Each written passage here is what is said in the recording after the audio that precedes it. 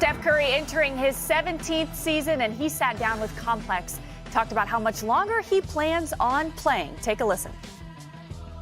I do know I'm kind of just taking it in 2-year chunks, just to know, like, you have to give yourself something and some motivation to kind of go after. For us, like, I talked to all the guys who have been in this situation where they've extended their prime, and, you know, there are more ungraceful endings than there are, for sure. You know, I tip the cap and like that type of thing. And I just want to be in a position where I've accomplished, or I've put myself in a position where I can say I've done everything I can to, you know, get everything out of this game, and hopefully I have, you know, my health and the choice to say I'm hanging good. It up. I'm good. I'm not nowhere close to that though. For sure. So we got some more years from you. For sure. Oh, man. Well, Steph fans will love that. The rest of the Western Conference, maybe not so much. Welcome to NBA Today. I'm Vanessa Richardson, and, of course, for Malika Andrews. Joined here today in our L.A. studios, we've got senior writers Ramona Shelburne, Tim Bontemps, and we are also joined by Anscape's David Dennis Jr. DDJ, you've been around Curry for over 20 years. What does Steph's last stretch of his career look like? So here are two things I could say about what the end of Steph Curry's career is going to look like. That'll sort of be a testament to the greatness that I expect. One is, no matter if this is 2 years, 3 years, 4 years down the line, when Steph Curry gets hot in a given quarter, it'll always be the greatest show in basketball, maybe the greatest show in sports. It'll be something that people will always be calling about and saying, hey, Steph is catching fire and he's raining threes, no matter when that happens in his career.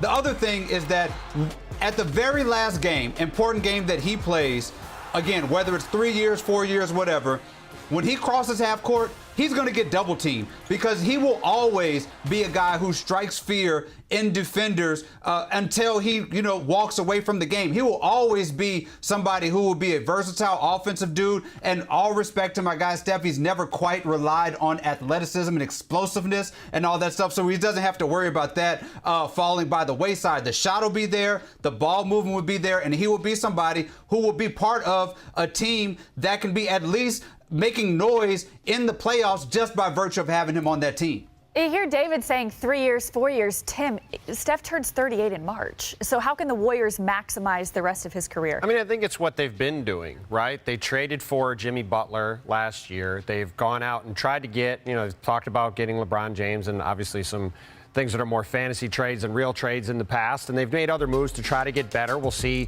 what happens the rest of the summer once they get the Jonathan Kuminga situation sorted out. I think it's likely that Al Horford winds up there. DeAnthony Melton, who was there last year before he tore his ACL, could wind up there too.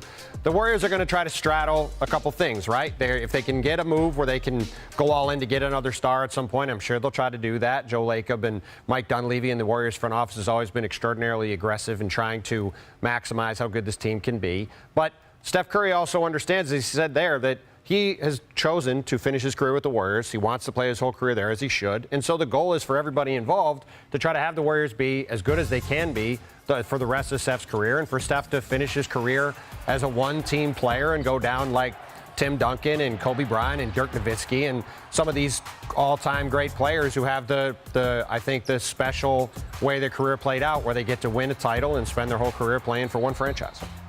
He said, I'm going to take this in 2-year increments. And I think what's great that happened last year when they traded for Jimmy Butler is they finally have clarity now. This is what they're doing. They're maximizing the Steph Curry next 2 years. But he also said, I can see myself playing for 3 or 4 years. Right. And so I don't know what happens after those 2 years. But I do know they have picked a lane. There was this two-timeline era for a while. They were kind of trying to bring along Kuminga and some of those other young guys and say, you guys are going to be the torch. You're going to pass the torch to those. That's not happening anymore. This is now Steph Curry's all in. We're just going to keep making trades and trying to maximize these 2 years. At the age of 37, in just over 4 months, Steph is the 8th oldest player currently on an NBA roster. Now, he will go down a spot when Al Horford inevitably signs somewhere. Steph trails a group that includes CP3 and LeBron James. And just in case you were wondering, the oldest player since 1950, how about this name? Kevin Willis. You guys remember him? Willis? He ended his career in April of 2007 at the age of 44 years and 224 days. LeBron would need to play on opening night of the 2029-2030 season to pass Willis. So in a league that seems to be getting younger and younger and younger, LeBron and Steph continue to just really push that needle, both making All-NBA second team last season. DDJ, do you think Steph and LeBron have one more title run in their careers? Look, the last thing I'm going to do is sit here and count Stephen Curry and LeBron James out. I'm not doing it. And with the parity in the league, who knows what will happen in the next few years. They can slide in, injuries happen for other teams, things like that. Who knows? I'm not counting those dudes out. But what's the most fascinating thing about this is the LeBron side of this. Steph, as we said, we kind of know what these next few years are going to be like. He's going to be a warrior. They're going to retool in a couple years. They're going to figure this out. LeBron James, at the beginning of February, we felt like we knew what the end of his career was going to look like. He's going to play with the Lakers for a couple years, try to get a championship, and that'll be it. The Luka Doncic thing, adding him has changed the trajectory of the Lakers, and it's changed the trajectory of LeBron James's career. Now we know, I can imagine he's going to finish this year with the Lakers, despite all the stuff that him and Rich Paul have said and everything's happened in the offseason. But the year after that, I have no clue what that year of LeBron's career looks like. The Lakers don't know. LeBron doesn't know. I don't know if he'll be a Laker. I don't know if he'll end up at another team with another contender. This is probably the most question marks we've had about LeBron and his career since the beginning. The guy plans out everything. Now so much is up in the air, and that leaves a possibility of a championship run, or who knows, as he closes this thing out. Yeah, I mean, obviously the LeBron James situation will be interesting to see how it plays out over the next several months and over the next years to see where he plays next season and how this season plays out, presumably his final year with the Lakers. But I think when you look at where the league is sitting right now, we had a team last year that won 68 games, won the title, had 2 players over 27 on the roster, and their oldest player was 31. And they just gave the 3 stars on their team, who are all in their mid-20s or younger, about $1 billion, it felt like, combined in long-term contracts, right? So they obviously need some health. Obviously, see the Oklahoma City Thunder raising the Larry O'Brien trophy there. They need some health and some luck to be able to continue on and be the team that ends this era of parity that we're in. But if you look at how the playoffs played out, you saw the Pacers in the championship round with the Thunder, another young team with depth. You saw the Knicks, a pretty young team with a decent amount of depth, and Minnesota Timberwolves, again, another team with a young group, a young nucleus led by Anthony Davis. I think we're seeing the league trend towards younger teams, deeper teams, being able to hold up in the physicality and the intensity and the pure athleticism you need to succeed in the league right now. So we'll see about teams like the Warriors and the Clippers and the Lakers that are more built around veteran players, older teams. But I think we're seeing a bit of a sea change, and I think the Thunder finally are positioned to be the team to end this era of parity we've been in and create the next dynasty in the league.